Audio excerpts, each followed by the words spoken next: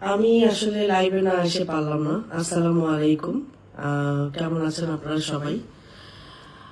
আপনারা সবাই একটা জিনিস নিয়ে অনেক প্রশ্ন করতেছেন একটা ব্যাপারকে কেন্দ্র করে। গত 3 দিন আগে ঈদ গেল। তো ঈদ থেকে শুরু করে এখন পর্যন্ত একটা কমেন্ট মানে অ্যাভেলেবেল সবাই করতেছেন। আমি ভাবলাম যে সবারকে তো আমি একজনের করে উত্তর দিতে পারবো না, তো আমি একসাথে একটা ভিডিও করে দিচ্ছি সবার জন্য, সবাইকে উদ্দেশ্য করে। প্রথমত হচ্ছে, আমার ভুল হতে পারে কথায়, আপনারা সবাই আমাকে ক্ষমা দৃষ্টিতে দেখবেন। আর দ্বিতীয়ত হচ্ছে যে আপনারা সবাই জানতে চাচ্ছেন, কমেন্ট করছেন যে এই বাচ্চাটাকে আমার কি হয়, পিছনে যে পুরুষটা দেখা যাচ্ছে সেই মানুষটা কি হয় আমার। আপনারা তো সবাই জানেন যে আমি সবসময় একাই ভিডিও করি, কারণ আমি সবসময় ফ্যামিলিকে শো করাটা পছন্দ করি না।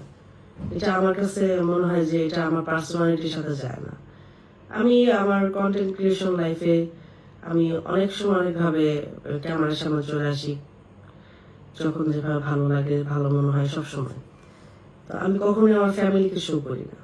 আমার মাকে, বাবাকে, ভাইকে, বোনকে, আমার হাজবেন্ডকে, কিংবা আমার বন্ধু বান্ধবীকে, আদার্স আরো যত আমার রিলেটিভ আছে যারা আছে, কাউকে আমি কখনো অন্তত ক্যামেরার সামনে আনি না।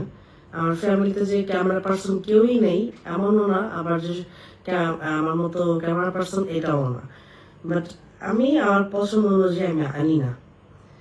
এখন আপনারা সবাই জানতে চাচ্ছেন এই বাচ্চাটাকে, পিছনের মানুষটাকে।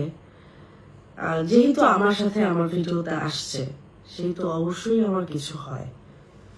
ঠিক আছে, অবশ্যই আমার কিছু হয়। একেবারে রাস্তা থেকে এনে তো আর আমি ভিডিও করতে পারবো না। একটা অপরিচিত মানুষকে তো পাশে নিজের বেডরুমে, নিজের ঘরে বসাতে পারবো না।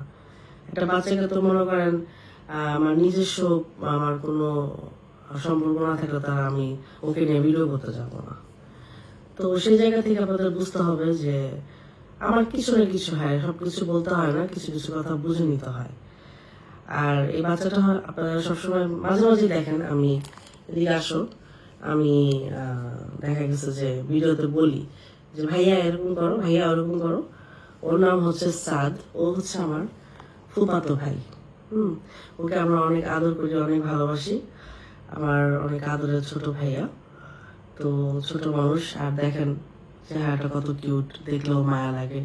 একটু হাসো, হ্যাঁ দেখছেন, মাশাআল্লাহ বলবেন সবাই, কত সুন্দর করে হাসে।